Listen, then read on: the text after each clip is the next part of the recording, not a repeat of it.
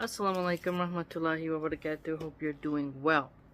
In Mufti Menk's book, Motivational Moments, in book 1 that is, there's a quote here that I want to share with you and meditate upon.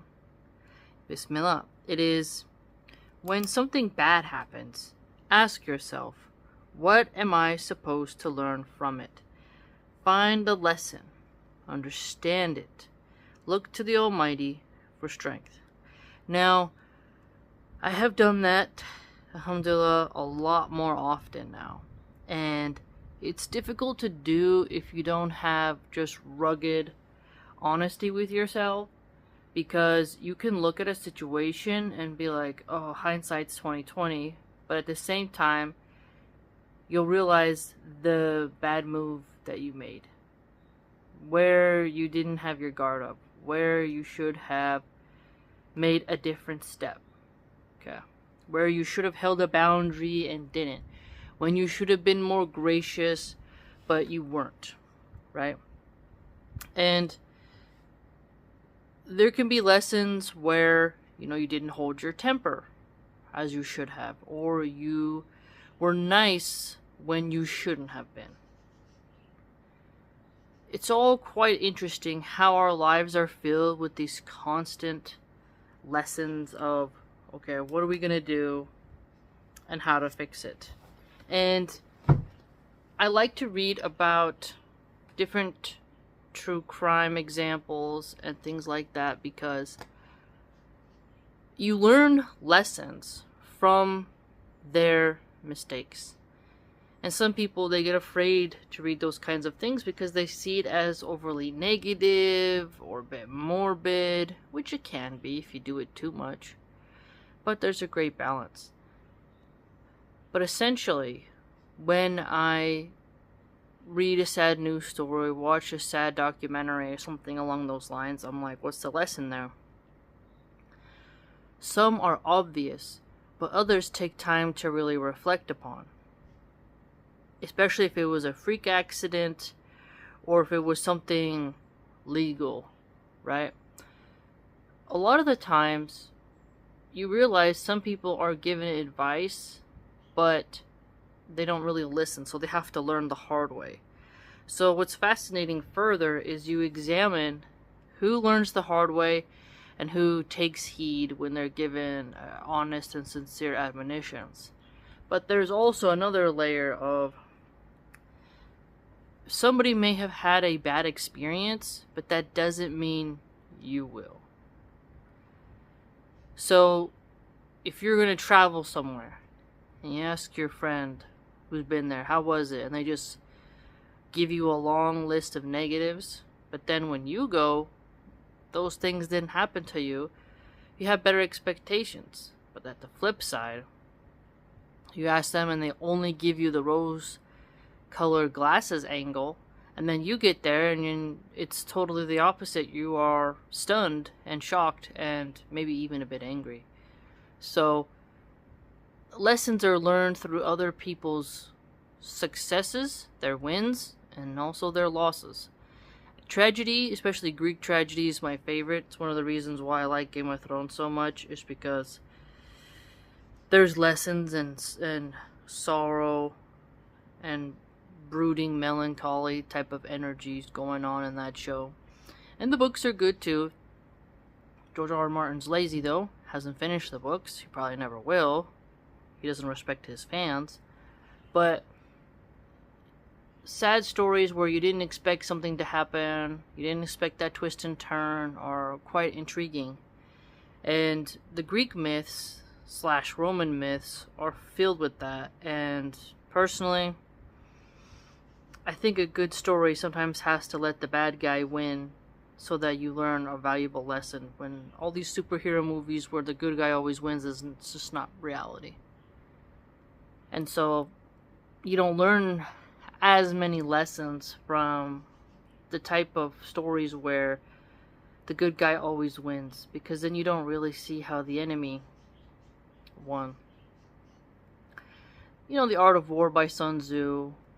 I'm having my eldest read it now. There's different books that can teach you some things, and you're like, huh, that's interesting. But at the end of the day, you have to look to Allah subhanahu wa ta'ala for strength, as Mufti Menk says here. And if you can do introspection on what I'm supposed to learn from this, that'll help. I remember when I got into some arguments in the past, and it didn't go well for me, even though I still feel I was in the right. I didn't express myself right. I let my anger get the best of me, while that person, although they were wrong, remained calm. And some people, they have very short attention spans, and they didn't see exactly where I was coming from. And they just saw the person who was calmer as correct and the person who was more angry as wrong. And I learned a good lesson from that was, how do you make yourself clear and be firm and direct and resolute without getting overly fired up? Because people will perceive you sometimes as the unhinged one. They're looking at your body language, your overall disposition, instead of paying attention to the words. Because I focus on words heavily. Not everyone does that. And so I had to really reflect on that and change. And then the next time I talked to someone who was tense and I was calm and didn't get all hype, people said I was too soft. So I was like, you can't win. You can't win. There'll always be somebody who's mad. But, I still learned a good lesson. So each conversation I have with people, I try to understand what went wrong. And then also with certain jobs, why didn't I get along with this person? Why did I hate that job? What did I learn from that? All of it. Even when you have like a luscious garden, everything starts dying, you don't know why. And you have to troubleshoot. The good part is when you do introspection, you troubleshoot, you can find solutions. But if you're too stubborn and you don't want to hear anyone's advice, you don't want to become paralyzed from constantly taking in information and making no action. But if you are pushing away sincere people who are like, have you tried this, have you tried that, it could be this, it could be that, and you think you're an insufferable know-it-all who will just find it out all on your own, it can take you a lot longer to reach the conclusion because you refused advice from people who had done it before. And so, whatever topic it is that you are going to go into, be prepared for something bad to happen. A job, a journey, vacation, you name it. Try to take a lesson in that. And not just automatically get angry. It's very helpful when you think about it. And you're going to have to go through it. You're going to have to go through it. And I think when people are in prison, they've done a crime, I think that they should also introspect and think to themselves, what can I learn from this experience and how can I change my life? This is also the importance of sobriety, because if you are an addict, you're drinking alcohol, you're smoking weed, you are going to have a harder time doing introspection and even remembering what it is that went wrong, because you're high and your brain is working on this goldfish type of hamster wheel. It's quite difficult for addicts to admit fault. They get sober, they remember what they did, and then they hate themselves, they get sad and they get high again, and then the highness numbs them, and they're off in fantasy land in their head. There's an interesting scene in the Bee movie. Jerry Seinfeld plays the voice of this bee, and there's this guy who seems to be like high on the couch, kind of going off like, I think he's high on drugs. Not sure exactly what the message was in the movie for that, but being a fly on the wall or a bee in the living room, and you just see somebody who's high, you can perceive how goofy they are, whereas in their own head, they're off in another dimension on some fantastical journey. And Joe Rogan and others push intoxicants. They push you to kind of really go so far that you might not come back the same person. And when you go that far, your ability to really self-reflect honestly is more difficult. And I don't know if you've experienced this, but there will be people who will be high on weed and then text you, and they're looking like they interpret things differently and more aggressively, and as if you're doing a slight towards them, as if you've offended them because they're high. I used to watch my stepmom, well, ex-stepmom, she died, the mother of my two siblings on my dad's side. She would get drunk, smoke weed, and smoke cigarettes, and then anything you said, pardon me, became a potential fight. They get sober, I'm sorry, but they can't really do introspection on what they did during that time because they don't remember it fully. Everything is blurry. And this is why, if you're gonna get married, do not marry a man who drinks. Christians will make excuses all the time. It's just whiskey, it's just bourbon, it's just little red wine. No. Or meeting someone in a bar and thinking that's gonna be great. Alcohol is glamorized, but when you're pregnant and you have small children and you want to be a stay-at-home mom, you're gonna have to rely on a man. He can learn to cope with stress with alcohol, and he will treat you and say mean things to you, and then apologize to you the next day, and each time you stay, he will go farther and farther and treat you like trash. And then there's the sloppy happy drunk as well, and there can be quite annoying as well. So no matter what, an alcoholic is a problem. A pothead is a problem. You can't build with them. When they mess up, they will not even remember the conversation 100%. It'll be blurry. And because they don't fully remember, they will argue with you more. And when you're sober, you remember the conversation very vividly, whereas they don't.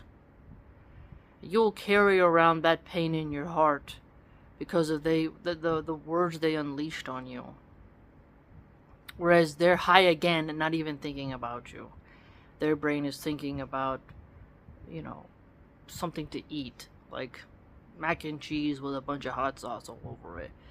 While you're sitting there remembering the last time they were high, how rude they were to you, and they didn't take out the garbage, or they didn't do this and that because they were high. Like, intoxicants ruin marriages and ruin lives.